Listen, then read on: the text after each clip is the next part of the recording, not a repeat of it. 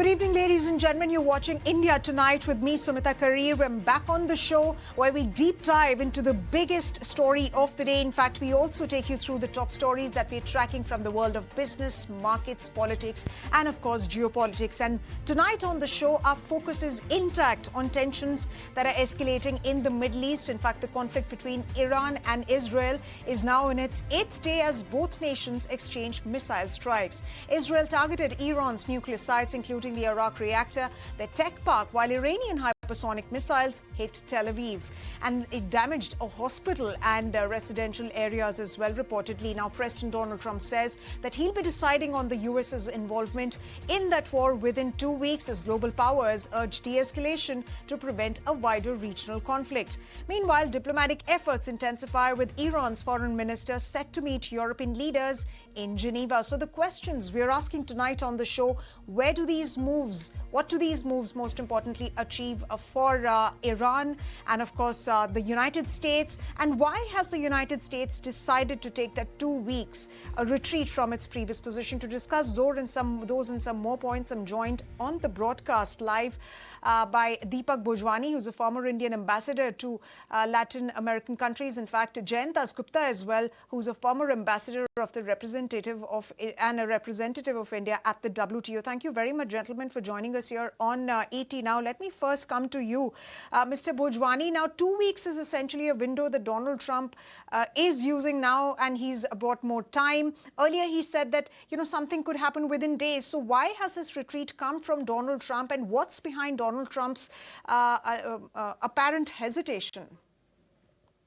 Well, I wish I could say I knew, but we're all speculating, including several people who supposedly would be close to the US president. As we all can surmise by now, the US president is a businessman primarily, and a politician after that. And as a businessman, he's trying to get as much advantage as he can in Iran by, of course, trying to pressurize them through his ally, the US ally, Israel, which is only too willing to go ahead and use all its military might, supported by the US, of course, against Iran, who is considered an existential threat. So here, he's given the go-ahead, despite the danger of considerable collateral damage and also a huge amount of strategic disruption worldwide. I don't know if it's a calibrated move, I can't say, but Donald Trump is betting perhaps on the possibility of a regime change. He, as you know, in his first term, actually walked out of the Joint Comprehensive Plan of Action that was drawn up by his predecessor, President Obama, between and supported by all the members of the Security Council, the EU, Germany, and so on, whereby they had agreed to certain terms of restricting the enrichment of uranium, etc., by Iran. And Iran had committed that it does not want the nuclear arm. After that, things went bad because the US, my understanding, was pressurizing Iran to give up its missile capability also, and so on and so forth. Trump just abruptly walked out of the JCPOA, and since then has been, of course, supporting Israel hugely. He's a massive supporter of Israel, even more, although that might be hard to believe, than Joe Biden, his predecessor. Absolutely. So he's perhaps betting that if Iran does not bend, then maybe they can effect regime change somehow. That's the only surmise I can come to. Right, sir. So I think regime change is a point that's been greatly discussed and, of course, discussed in detail over these past few days. We're going to come to that point. But let me go across to Mr. Dasgupta.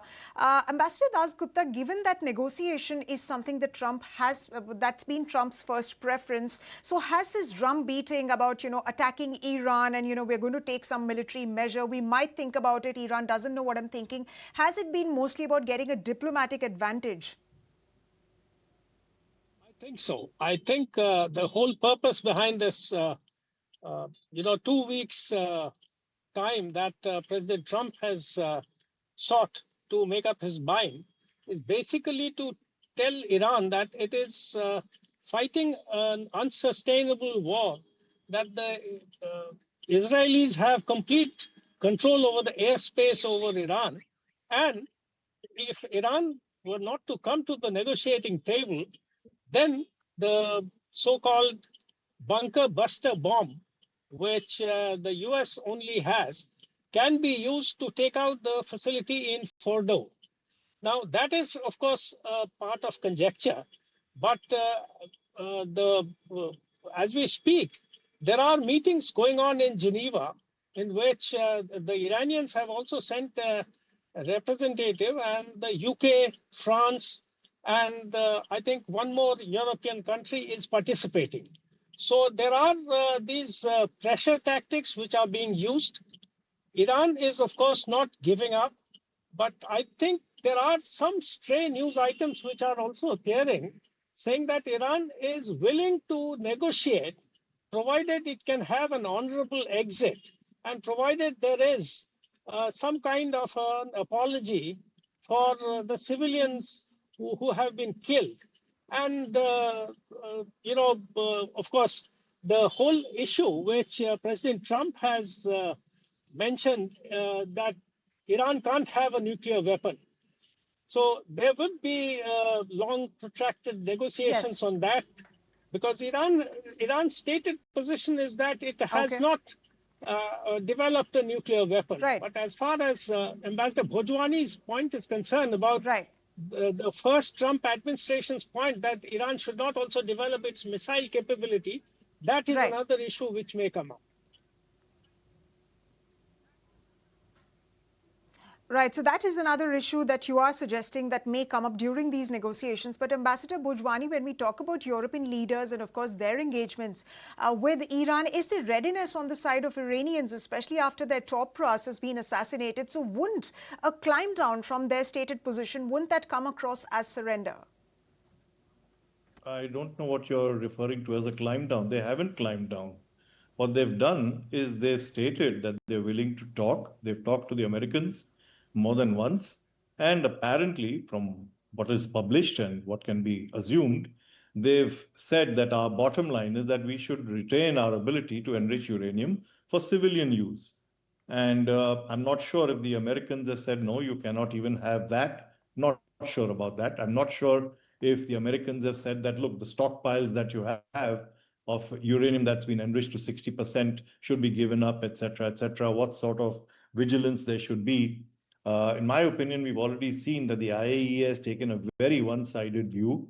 I'm glad that India at least abstained on that resolution last week, where the IAEA claimed that Iran had been in default of its obligations. But the fact of the matter is that there is a ganging up by the West, including the Europeans. The Europeans, in fact, had not walked out of the JCPOA, but they still did not honor it. And the sanctions were levied against Iran, I feel, totally unjustifiably. And Iran has been suffering for decades. So as a result of this, the Iranian back is also up. Of course, the Iranian regime is not universally popular in that country. But now with these attacks by Israel, there's a certain amount of backing which they would not have expected, because it's the Iranian nation that is being attacked by a country that is not exactly admired in Iran. So I would say that the Europeans have a tough task, a tough diplomatic task. Separately, we've seen statements by not just the Chinese and the Russians, but the presidents of these two countries condemning Israel's action. There are Yes. several other countries that have condemned Israel's action, including Yes. Brazil and other important powers, Indonesia and so on. So it's not as if Israel is gaining ground politically, internationally. But as is always the case, Israel doesn't care about what the international community thinks, considering that its genocide in Gaza continues, supported and Yes. abetted by the US, which is arming it and financing it. So you will see this drag on, and eventually, let's see after a week or two what Donald Trump decides. Absolutely, and that is going to be the key question and the key outcome that the world is waiting for. And Ambassador Dasgupta, when we talk about these negotiations that European leaders will have with Iran, how much sway do they have over Iran at this point? Well, in the ultimate analysis, it will be the US which will have to take a stand and will have to call off Israel if it could. But the US also would be under pressure because the Russians have asked or warned the Americans not to get involved in this and not to use their forces against the Iranians. And the Chinese have also, I think, given some kind of a warning. So, and the third point is that the MAGA supporters in the US, a sizable part of that is also against the US involvement in the Israel-Iran conflict.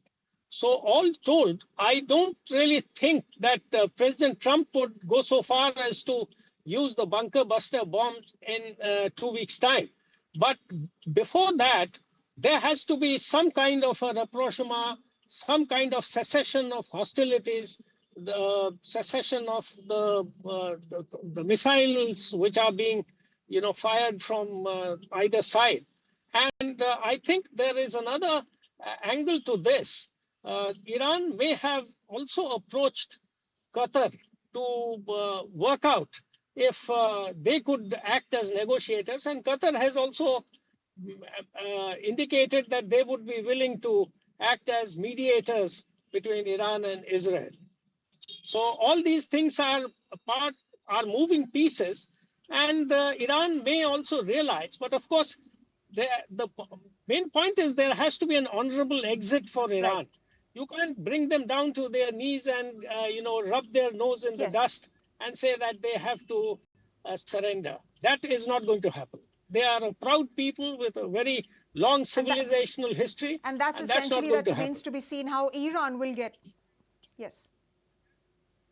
And yes, and that remains to be seen on how they will get an honorable exit and the kind of options that will be on the table for Iran after this period of 2 weeks really ends. But Ambassador Bhojwani, even though we do understand that Donald Trump is veering more towards a diplomatic solution, but if the decision appears to be leaning more towards a strike, then what is the United States military strategy going to be? What are the military options that the United States could be considering? In the first place, I think the US would be very concerned about its own assets in the region. It has troops in Iraq, it has troops in Syria, which are next door to Iran. It has troops all over the Gulf. And of course, it has vital interests in Israel. So it would be very, very wary of any Iranian capability that would remain, even if it carpet bombed Iran the way it did Iraq in 2003. So what we are talking about is, well, what is being talked about is a quick bunker buster or whatever you want to call it on the Fordo reactor, the Fordo nuclear site, which would take out the major capability that Iran has established to eventually enrich uranium to levels where it could become a weapon. Because this is what is most feared by Israel and by the US. Because once Iran has the nuclear bomb, it becomes a wholly different threat altogether, one that can almost not be extinguished. So once they do that, their hope would be that Iran then calls a truce or surrenders or whatever may happen. It's hard to conceive that Iran would surrender. I mean, they might even fight on with their bare hands or whatever. However, the US would then, because Iran has stated openly that if the US attacks, their assets in the region are at risk. Which means, and Iran, I believe, I'm told, it has major capabilities still in terms of missiles. We've just seen that capability a couple of days ago when they bombed what was, according to some analysts, a defense site. But the Israelis are claiming that it was only a hospital, a civilian hospital. I understand that there was a defense establishment next to it, which the Israelis are not showing, and they're not allowing free movement of the media. So there are genuine fears, and the hypersonic missile capability that Iran has is the one that has been used with deadly effect. The Israelis perhaps didn't anticipate it. They know that their Iron Dome is not impenetrable, that their population can suffer. You've seen that even India is now starting to pull its civilians out of Israel on a voluntary basis. They've already started evacuating Iran. Now that's a sign. And of course, the Israeli airspace is almost unusable. So there's a sign that Iran is not going to be a walkover for Israel like Lebanon or the Hezbollah or Hamas or whatever. So the US has to play it very carefully. They must evaluate all the options. Right. And Ambassador Bhojwani, that's contrary to what the narrative has been building up against Iran, the fact that, it's being portrayed to be vulnerable, given the fact that it's, top military brass. Some of them have been eliminated. But one final question to you, Ambassador Dasgupta, before we wrap up this discussion. Now, Israeli Defense Minister said that, about Khamenei, that such a person is forbidden to exist. And of course, when the United States speaks about a regime change, would you agree that the United States perhaps is at a risk of repeating past mistakes, even if it's thinking of making sure that that happens in Iran? Well, I think the Israelis would dearly love to have a regime change. And if you look at the US history, in 1952 or 53, Mohammad Mossadegh, who had been elected, he was a kind of a left of center moderate, and he was elected as the prime minister, and the British and the CIA, these intelligence agencies, deposed and forced Mossadegh to leave the country, and Reza Shah Pahlavi came to the throne and assumed power. So this has had an old history, and regime change hasn't really helped in restoring peace and growth in Iraq, in Libya, in Syria, in Afghanistan. So I don't know whether the US will really learn from its mistakes. But on a short-term basis, I think Israel thinks that if Khamenei were to be removed from power or were to be killed, even that is being talked about, there would be a kind of a popular upsurge, and the moderates amongst the Iranians would somehow seize power. But that may be very far-fetched, because I think the Iranians also, today there were demonstrations after the Friday prayers. The Iranians are a proud people. They are not going to, I think, succumb to such kind of pressures. So things are very uncertain at the moment. Right. Uncertain and definitely complicated at the moment, and a regime change as an idea is definitely one of the more complicated ones out of all, the possible outcomes that are being talked about. Of course, gentlemen, we'll have to see the outcome of those talks with European leaders, with Iran, and of course, with the United States strategy going to be with respect to this Iran and Israel war. Is it going to extend beyond 2 weeks, or will there be a curtailment? Well, that remains to be seen. On that note, thank you very much, gentlemen, for joining us and sharing your perspectives on this very crucial story that we're tracking here on ET Now.